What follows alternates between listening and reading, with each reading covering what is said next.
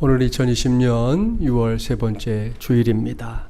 오늘도 주님의 날을 맞아 예배하기 위해 이 자리에 모인 우리 성도들과 또 코로나19 관련해서 부득불 또 이 자리에 참여하지 못하고 각자의 처소에서 예배하고 있는 우리 성도들에게 하나님의 은혜와 평강이 함께 하시기를 주님의 이름으로 간절히 축원합니다. 오늘은 위로부터 입혀질 성령 네 번째 시간입니다. 오늘은 내가 하나님의 자녀임을 확신시켜 주시는 성령이라는 제목으로 하나님의 말씀을 전하도록 하겠습니다. 오늘도 저는 우리 모두와 가장 가까운 곳에서 지난주 말씀드렸죠. 현재 진행형으로 일하고 있는 성령 하나님의 역사에 관한 메시지를 전하려고 합니다. 이를 위해 먼저 이 시간에 전제할 말씀이 하나 있습니다. 그것은 신약성 요한복음 16장 8절과 9절 말씀입니다. 그가 성령 하나님이 와서 죄에 대하여 의에 대하여 심판에 대하여 세상을 책망하시리라. 죄에 대하여라 함은 그들이 나를 믿지 아니하며 말씀하고 있습니다. 언젠가 이 말씀 여러분에게 잠시 전했던 적이 있었는데요. 이 말씀에 따르면 성령께서 이 땅에 오셔서 행하시는 최우선적인 사역이 뭔지 알 수 있습니다. 그것은 죄에 대하여 세상을 책망하신다 이건데요.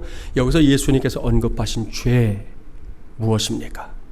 여기서 말씀하는 죄는 우리가 익히 알고 있는 원죄나 자범죄 아닙니다. 예수님을 구세주로 믿지 않는 것, 이것이 요한복음 16장이 기록하고 있는 죄입니다. 이 말씀은 뒤집어서 말하면 성령께서 이 땅에 오셔서 하실 최우선의 일이 예수님을 나의 구세주로 확실하게 믿게 하는 것, 바로 이것이라는 말씀입니다. 믿습니까? 할렐루야. 오늘 이러한 성령 하나님의 역사를 전제하고 오늘 주신 본문을 살피도록 하겠습니다. 그런 관점에서 오늘 주신 말씀을 보면 이 말씀이 크게 이제 두 단락으로 나뉩니다. 바울의 표현을 그대로 옮겨오면 그것은 믿음이 오기 전과 믿음이 온 후입니다. 이것은 예수 그리스도께서 이 세상에 오기 전과 오신 이후를 말씀하는 건데요. 이것의 의미와 중요성을 깨닫게 하는 것, 그것이 성령 하나님의 역사입니다. 그럼 먼저 믿음이 오기 전을 볼까요? 본문 23절, 24절 함께 봉독합니다. 믿음이 오기 전에 우리는 율법 아래에 인바되고 계시될 믿음의 때까지 갇혔느니라. 이같이 율법이 우리를 그리스도께로 인도하는 초등교사가 되어 우리로 하여금 믿음으로 말미암아 의롭다함을 얻게 하려 함이라. 아멘. 자, 여기서 주목하게 되는 거 율법입니다. 성경을 읽다 보면 자주 보게 되는 건데요. 신학자들이 말하는 율법의 기능이 있습니다. 첫째, 인간으로 하여금 자신이 죄인이라는 사실을 깨닫게 한다. 둘째, 자신의 무능함을 깨닫게 한다. 셋째, 인류의 구세주이신 예수 그리스도 앞으로 나아가게 만든다. 이것이 바로 율법의 기능입니다. 이렇게 보면 율법은 결코 이 족쇄가 아닙니다. 옳습니다. 율법은 하나님께서 인간을 구원하기 위해 허락하신 은혜의 도구입니다. 틀림없습니다. 문제는 이 율법이 가진 한계가 있다는 거예요. 사도 바울은 그 한계를 가리켜 우리를 그리스도께로 인도하는 초등교사다 이렇게 표현하고 있습니다. 그렇다면 초등교사가 뭡니까? 전에 사용하던 개역 성경에서 기억하시나요? 몽학선생 이렇게 번역도 했었습니다. 자, 이 말은 헬라어로 파이다고고스라는 말인데요. 이 단어는 어린아이를 뜻하는 파이드하고 인도자를 뜻하는 아고스의 합성어입니다. 그러니까 합쳐보면 이렇게 되는 거죠. 어린이를 인도하는 자 혹은 어린이의 가정교사 이런 뜻입니다. 이게 초등교사예요. 성경시대를 직접 살아보지 못한 우리의 입장에서는 이런 명칭만 딱 보면 이 사람에게 나름 어떤 명예나 혹은 지위가 있을 거다 이렇게 생각하기 쉬운데요. 저절로 그런 생각이 드는 건 지금 우리나라에서도 교원 임용고시 얼마나 어렵습니까? 그리고 임용고시가 되면 또 어쨌든 평생 그 직업을 가지고 살 수 있잖아요. 그러니까 그런 생각을 하게 되는데 그것이 성경시대의 현실은 아닙니다. 파이다고고스는 그렇게 고상한 직업이 아니라 종이에요. 노예라는 말입니다. 이 사람은 10세 미만의 주인집 자녀를 맡아서 일정 기간 가정생활과 이제 기초적인 공부 그리고 학교에 이 다녀오는 일 등등의 지도와 또 감독을 담당했던 종을 가리키는 거예요. 여기서 일정 기간이라고 하는 시간적인 표현에 주목하십시오. 무슨 말입니까? 초등교사는 평생 필요한 존재가 아니다. 그런 말이죠.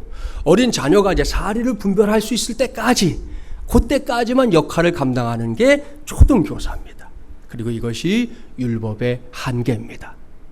그렇다면 이게 무슨 말씀입니까? 잘 들어보세요. 먼저 예수 그리스도를 모른 채 살던 사람이 율법을 통해서 이제 나 자신이 결코 의롭지 못하고 억만 죄악 속에서 살고 있다는 걸 발견합니다. 그 다음에 이 문제를 해결해 보겠다고 막 온갖 몸부림을 다 쳐보는데요. 그렇게 했는데도 이것을 해결할 방법을 도무지 찾을 수 없어서 결국은 두 손 들고 구세주를 간절하게 찾게 될 때가 있다는 거지요. 그럴 때 우리도 불러봤던 찬송 아시죠? 전부여 의지 없어서 손 들고 옵니다. 주 나를 외면하시면 나 어디 가리까. 우리 인생이 이렇게 될 때까지가 율법이 자신의 역할을 담당하는 기간이다. 이런 말씀입니다. 이것을 너무나도 잘 알고 있었던 사도 바울, 성령의 역사를 힘입어 이제 담대하게 선포합니다. 본문 25절 말씀 함께 봉독해 보지요. 믿음이 온 후로는 우리가 초등교사 아래에 있지 아니하도다. 아멘. 사랑하는 마음을 예랑 가지고 여러분 보십시오. 믿음이 온 후로는 딱 여기까지가 율법의 역할입니다. 누구든지 성령의 역사를 통해 예수 그리스도를 나의 주, 나의 하나님으로 만나기까지, 그때까지만 쓰임받는 게 율법이라는 말씀이에요. 옳습니다. 예수 그리스도를 나의 구세주로 만나기까지 인간은 누구나 그 죄의 굴레를, 그 죄의 사슬을 벗어날 수가 없습니다.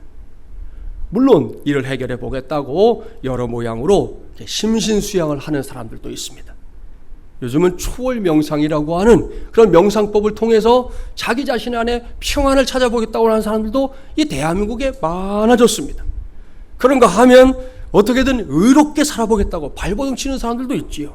뭐 사회적인 이슈가 있다 그러면 제일 앞장서서 이거는 의롭지 못한 거다, 공정하지 못하다 나서서 자기가 의롭다고 하는 것을 과시하려고 하는 사람들 우리 시대에 많습니다. 그러나 여러분, 부족한 목사지만 단언합니다. 그 정도로는 어림도 없습니다. 그 죄의 굴레가, 그 사실이 그렇게 만만하지 않다는 거예요. 벗어나려고 하면 할수록 더욱 옥죄는 죄를 보게 될 뿐입니다. 결국 이것은 우리의 힘으로는 결코 해결할 수 없다. 이게 결론이에요. 구약시대 생각해 보세요. 레위기에서 볼 수 있는 유대교의 제사 있지요. 번제 비롯해서 소제, 화목제, 속건제, 속죄제 등등이 있습니다. 자, 이 제사들은 하나님 앞에서 인간이 죄의 문제를 해결하는 방법이었습니다. 이를 위해 이제 대부분 이제 동물을 제물로 삼았다는 거, 동물의 피를 흘려서 제물로 삼았다는 거 아시죠? 이 곡식을 빻아 제물로 삼았던 소제만 예외였습니다. 아무튼 이러한 제사를 통해 죄의 문제를 해결할 수 있긴 했습니다. 하지만 그것은 지난 주일에도 말씀드렸지만 제한적이고 또한 한시적인 해결책에 불과했습니다. 왜요? 인간이라는 존재가 한 번만 죄를 지으면 그걸로 해결이 될 텐데 그게 아니라 반복적으로 죄를 짓는 존재, 어제 죄를 졌는데 그 죄를 오늘 짓지 말라는 법이 없는 존재, 결코 이 죄의 굴레를 벗어날 수 없는 존재이기 때문입니다. 이게 인간의 한계예요. 오죽하면 이런 이야기가 있어요. 고속도로에서 이제 과속으로 달리던 차가 있어서 이제 경찰이 이렇게 세웠어요. 경찰관은 이 운전자가 차에 이제 연로하신 어머니를 이렇게 모시고 있는 걸 보고는 웬만하면 이제 그냥 보내야 되겠다 생각했어요. 그래도 이제 세웠으니까 주의는 줘야 되지 않겠어요. 그래서 이제 말을 건넨 거예요. 선생님, 지금 이 100km 구간에서 120km로 달리셨으니까 20km 과속하셨습니다. 그랬더니 운전자가 당황하면서 하는 말, 예, 제가 술을 한 잔 먹다 보니 속도 감각이 없어서 그랬습니다. 죄송합니다. 네? 그렇다면 과속에 음주운전까지 하셨군요. 그때 옆에 타고 있던 부인이 하는 말, 여보, 그러니까 운전면허 없이 운전하지 말라고 내가 그랬잖아요. 이런 무면허 운전 하나 더 추가되겠습니다. 그때 뒷좌석에 타고 있던 어머니가 마지막으로 하시는 말씀. 얘야, 그래서 내가 말했잖니. 남의 차는 훔쳐서 타고 다니는 게 아니라고. 차량 절도죄까지 포함이 됐어요. 여러분, 이게 우스개 이야기 같잖아요. 근데 단지 우스운 이야기만은 아닙니다. 이게 인간 앞에 서 있는 또 다른 인간이에요. 여기에 있는 김진철 목사고요. 저와 여러분 모두가 그래요. 하물며 하나님 앞에서는 어떻겠습니까? 그야말로 아무것도 내세울 게 없습니다. 나는 이런저런 업적을 세웠으니 하나님 아시죠? 나 구원해 주셔야 됩니다. 이렇게 말할 수 있는 사람이 이 세상 천지에 한 사람도 없어요. 여기를 봐도 죄, 저기를 봐도 죄입니다. 특별히 사람들이 볼 수 없는 저 밑바닥에 웅크리고 있는 죄. 겉모습만 보니까 모르잖아요. 여러분이 저를 보면 뭘 알겠어요. 그러나 저 밑바닥에 웅크리는 죄를 나는 알잖아요. 나는 정말로 끔찍합니다. 혀를 내두르게 될 때도 있습니다. 이러한 처절함을 철저하게 깨닫게 하고 그 한계 앞에서만 몸부림치게 만드는 것, 그것이 앞서 계속해서 말씀드렸던 초등교사인 율법의 역할입니다. 그렇기 때문에 이것은 분명히, 그리고 아주 거대한 이 악순환의 골입니다. 왜입니까? 우리 스스로는 도무지 해결할 길이 없기 때문이에요. 자, 그럼 여기서 끝? 그러면 이건 정말 너무너무 불행한 거죠. 정말 저주죠, 저주. 여기서 끝이 아닙니다. 이러한 인간을 하나님께서 긍휼히 여기셨습니다. 이미 죄인으로 선언된 인간들을 위해 보다 근본적인 해결책을 하나님 편에서 마련하셨어요. 그것은 하나뿐인 독생자 예수 그리스도를 이 세상에 보내신 것입니다. 아무 흠도 정말 죄도 없는 독생자를 우리와 똑같은 이 육체로 세상에 보내셔서 그 아들로 하여금 세상의 모든 죄를 다 짊어지게끔 하신 것이 하나님의 해결책이에요. 그것이 2000년 전 저 유대 땅 골고다 언덕 위에 높이 세워졌었던 우리 예수님의 십자가입니다. 그 위에서 예수님 어떻게 하셨습니까? 불 한 방울, 피 한 방울 남김없이 다 흘리셨어요. 정말 쏟으셨어요. 그렇게 처절하게 세상을 떠났습니다. 아시죠? 여러분, 그날 하늘이 울었습니다. 멀쩡했던 하늘이 주님이 돌아가시는 그 순간 시커먼 어둠으로 나가 이렇게 슬프다고 온 세상에 알렸습니다. 땅도 울었습니다. 땅은 지축을 흔들어대며 우리 주님의 죽음을 안타까워했습니다. 그렇게 온 세상에 숨죽이며 보낸 시간이 사흘이에요. 하루, 이틀, 사흘. 그 시간 동안 온 천하가 칠흑 같은 어둠 속에 갇혀 있었습니다. 정말이지 한 치 앞도 내다보이지 않았습니다. 단 하나의 소망도 남아있지 않았습니다. 예수님을 지근거리에 섬겼던 제자들 모두가 절망의 자리에 그냥 주저앉아서 허덕이고 있었습니다. 그런데 여러분, 그것도 딱 거기까지예요. 예수 그리스도께서 십자가 달려 죽기 전에 말씀하셨던 대로 무덤에서 부활하셨기 때문입니다. 할렐루야! 이것은 전무후무한 기적입니다. 사탄의 최강목이었던 죄와 죽음과 두려움을 완전히 짓밟는 위대한 승리였습니다. 완벽한 승리였습니다. 바로 그때부터입니다. 우리가 살고 있는 이 세상에 새로운 구원의 원리가 선포됐어요. 그것은 예수 그리스도를 나의 주, 나의 하나님으로 믿고 섬기고 따르면 모든 죄에서 구원받는다라는 이 위대한 하나님의 식입니다. 할렐루야! 사도 바울이 오늘 주신 말씀에서 이러한 구원의 원리를 다시금 확인시켜 줍니다. 앞서 하나님의 구원 역사에 있어서 초등교사의 역할을 담당했던 율법에 대해서 말씀을 전했던 바울이지요. 그러다가 바울이 믿음이 온 후로는 우리 모두가 초등교사 아래에 있지 아니하도다. 여기까지 말씀 살폈습니다. 이제는 기대하는 마음으로 그 다음으로 이어지는 말씀을 잘 보기 바랍니다. 거기에 우리를 구원하시는 하나님의 위대한 식이 자세하게 기록되어 있어요. 본문 26절 말씀 함께 봉독합니다. 너희가 다 믿음으로 말미암아 그리스도 예수 안에서 하나님의 아들이 되었으니 아멘. 여러분, 이 말씀을 코로나19라는 이 사라지지 않는 위협 속에서 맞이한 2020년 6월 세 번째 주일 오늘 이 시간에 저도 여러분도 아주 단단히 붙잡게 되기를 바랍니다. 바울이 뭐라고 말씀하고 있습니까? 이 편지를 받아보고 있었던 당시의 갈라디아 지역의 성도들은 물론이고 21세기에 살고 있는 오늘날에 저와 여러분에게 이르게까지 그렇게 해서 누구든지 예수 그리스도께서 짊어지신 십자가와 그 이후에 일어난 부활의 기적이 바로 나를 위한 것이었다는 사실을 확실하게 믿게 되면 말씀했지요. 그 믿음으로 말미암아 그 사람은 곧 하나님의 아들이 된다. 곧 하나님의 딸이 된다. 이겁니다. 믿습니까? 할렐루야. 그렇습니다. 이거 믿어야 합니다. 이건 여러분의 뭐 느낌이나 감정을 믿으라 이런 거 아니에요. 저와 여러분의 완전하지 못한 이성, 기껏해야 작심삼일에 불과한 의지, 그런 거 믿으라는 거 아니에요. 그거 믿어갖고는 본전도 못 찾아요, 여러분. 이것은 철저하게 하나님의 말씀을 믿으라는 겁니다. 여기에 말씀하고 있는 걸 믿으라는 얘기예요.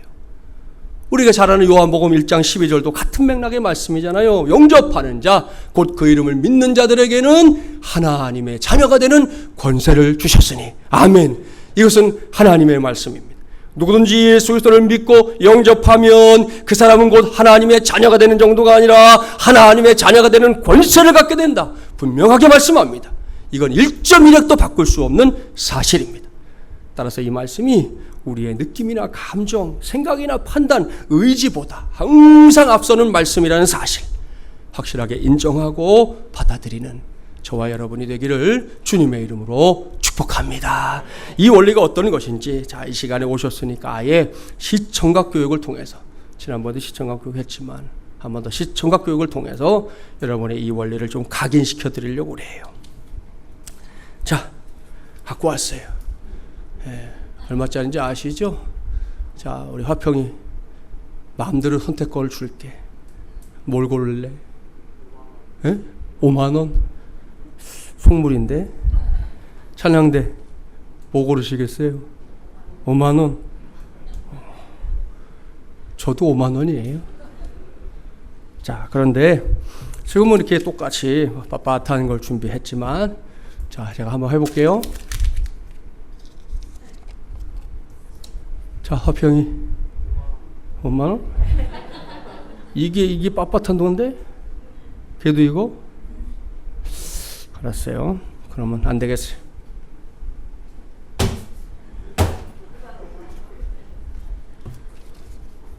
화평이 5만 원?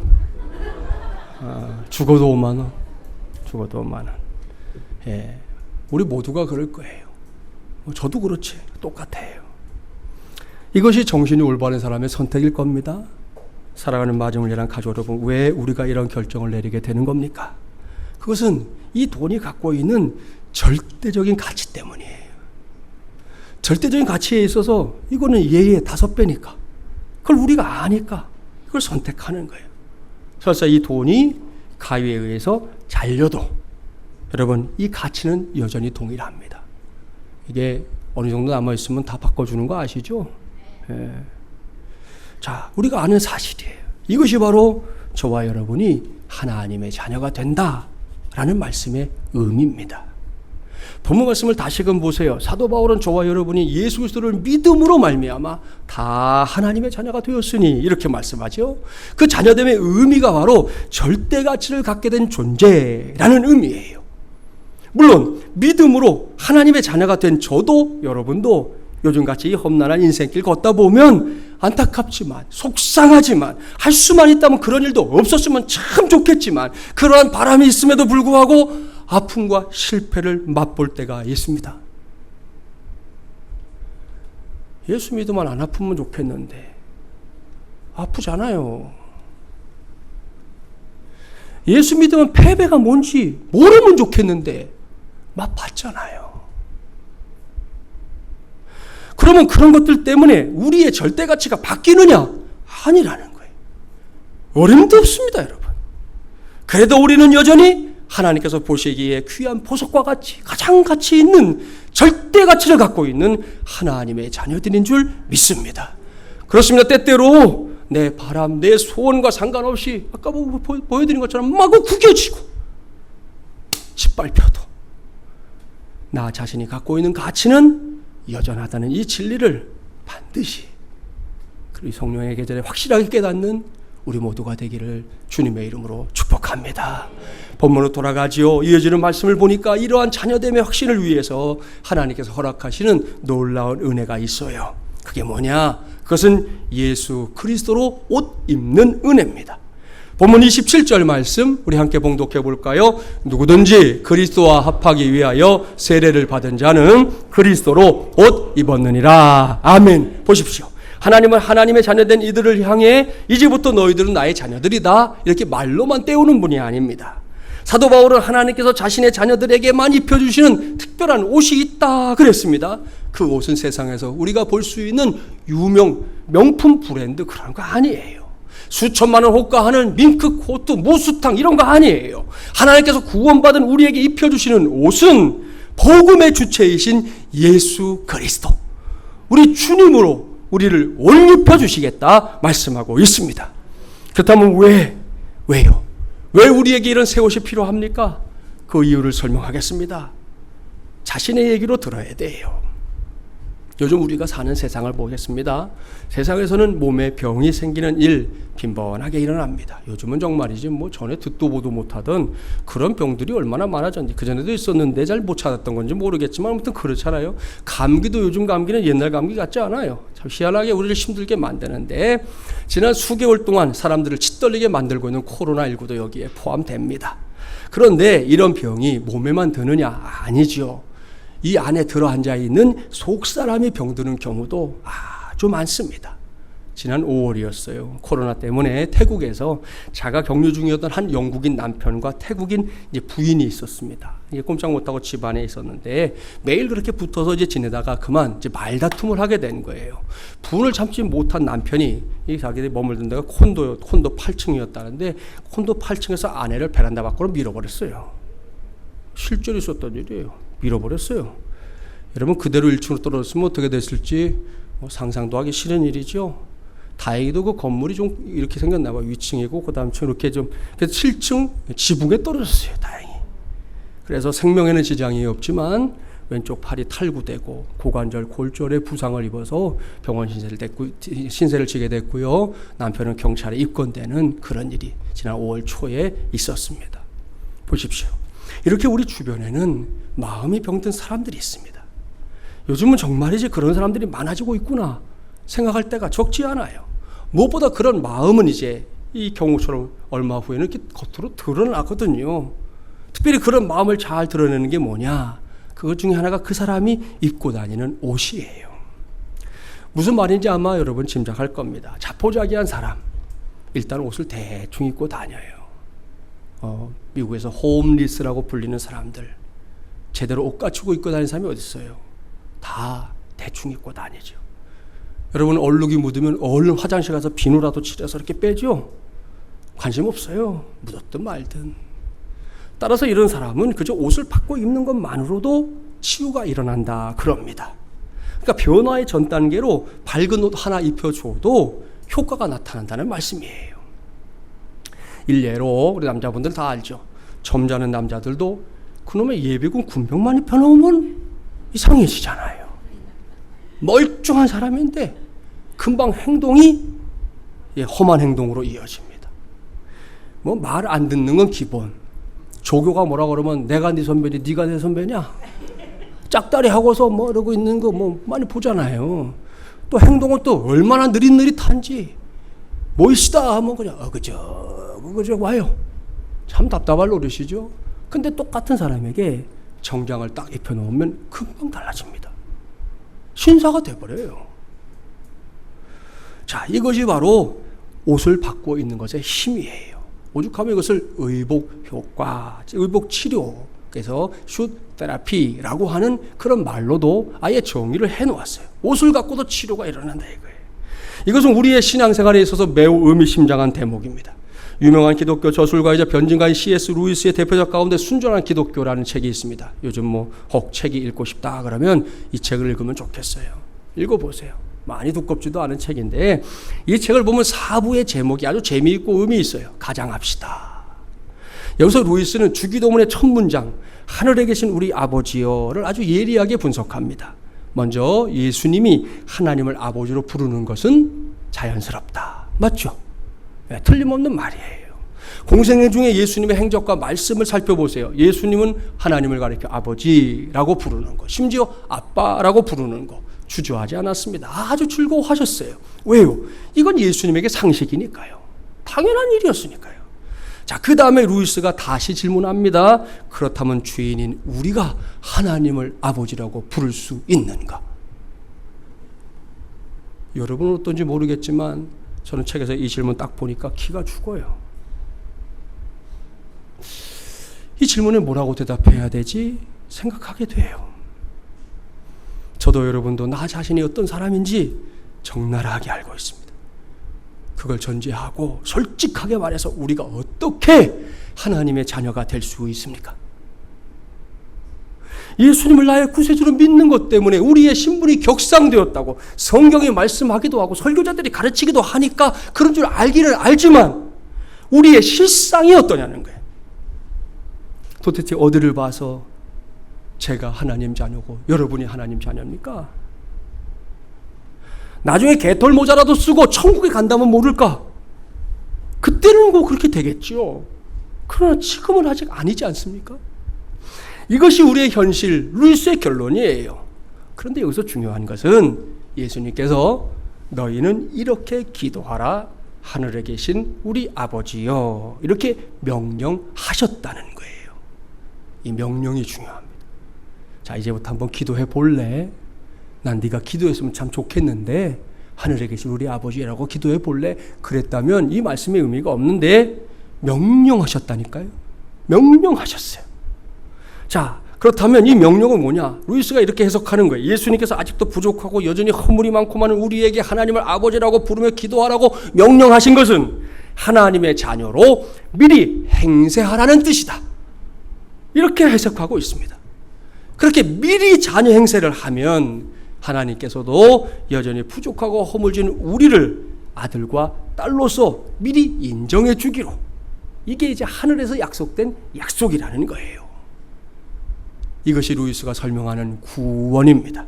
또한 이것이 사도 바울이 말씀하고 있는 예수 그리스도 옷 입기고요. 이것이 성령 하나님께서 구원받는 사람들을 위해 오늘도 우리 가운데서 행하시는 사역입니다.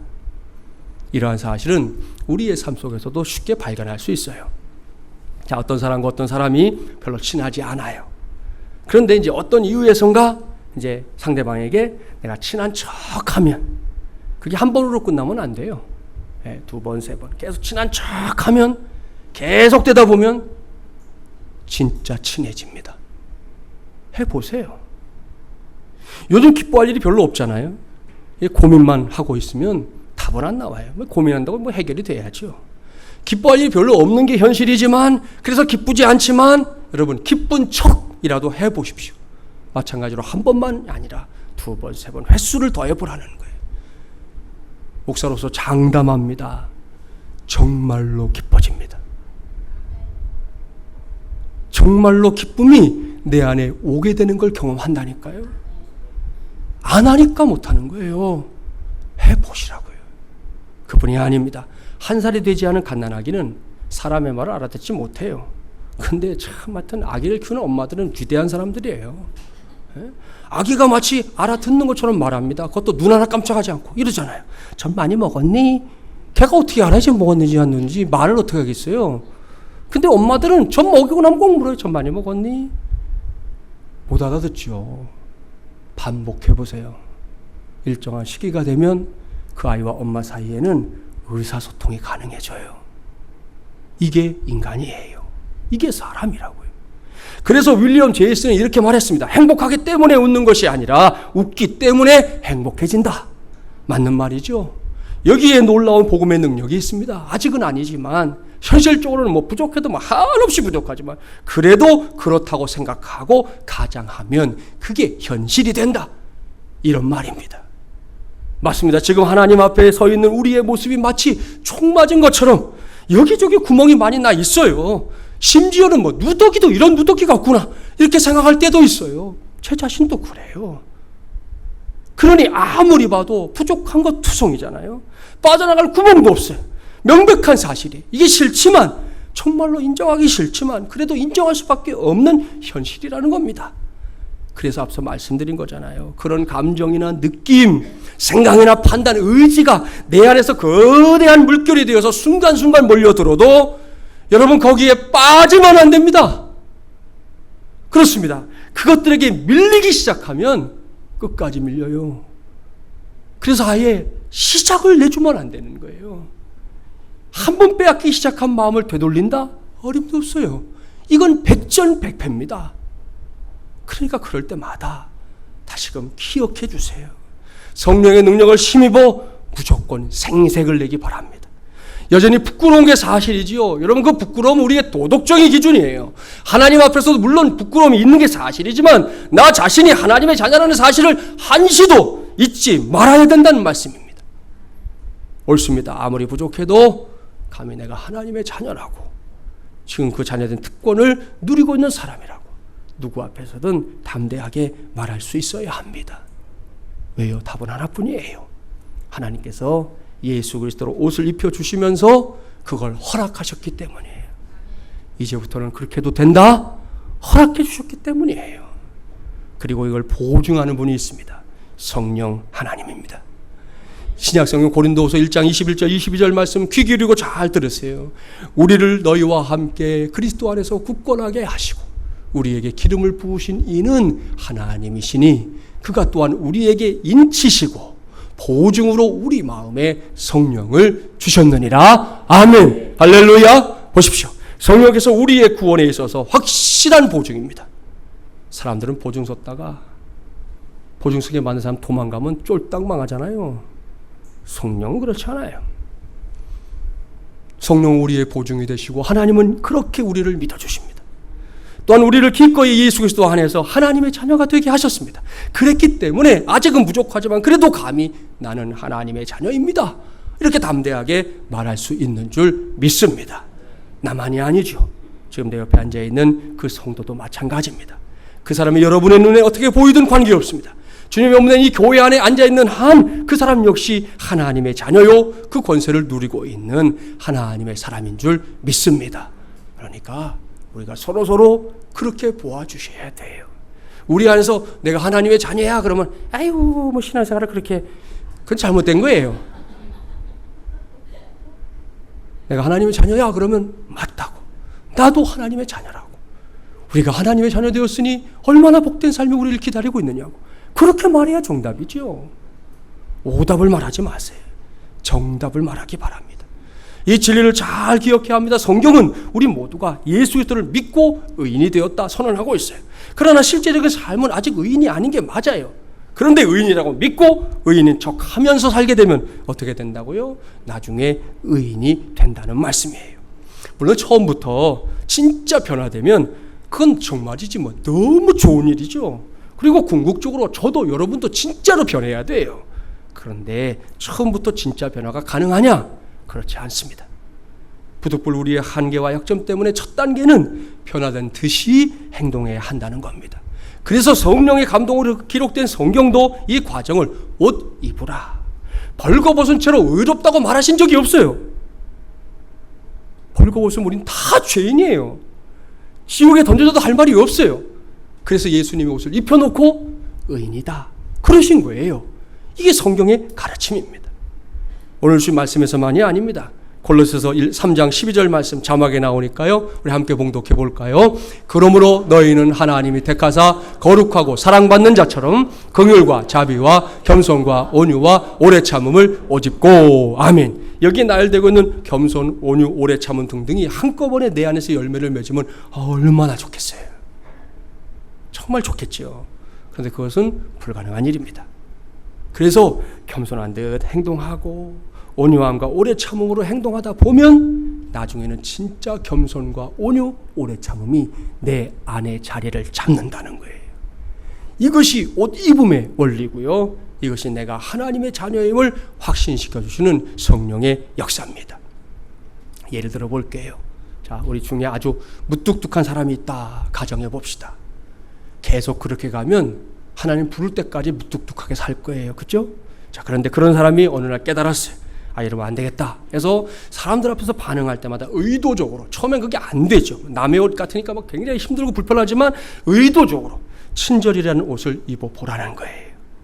억지로라도 사람들이 같이 움직일 때 먼저 가서 문도 좀 열어주고, 식당 같은 데 가보면 있잖아요. 누군가는 방석이라도 이렇게 놔주지만 또 어떤 사람은 아예 안 하기도 하는데, 그럴 때 나서서 내가 방석도 다 이렇게 깔아주는 배려도 해보고, 그렇게 자꾸만 친절로 옷 입으면 내가 진짜로 친절해진다니까요. 안 하니까 변화가 없는 거예요. 해야 변화가 생기는 거거든요. 어떤 사람에게 자꾸만 우쭐대려고 하는 마음이 있다 가정해 봅시다. 이런 경우 억지로라도 겸손하게 남의 발 씻기고, 말할 때도 상대방을 좀 높이는 말 의도적으로 자꾸 해보라는 거예요. 나중에는 진짜 겸손한 사람 됩니다. 여러분에게 부담이 된 얘기겠지만, 자, 새벽 기도 못하는 사람들 미리 나는 새벽 기도하는 사람이야 이렇게 공언하라는 거예요. 하고 싶거들랑 그렇게 공언하라고. 공언하세요.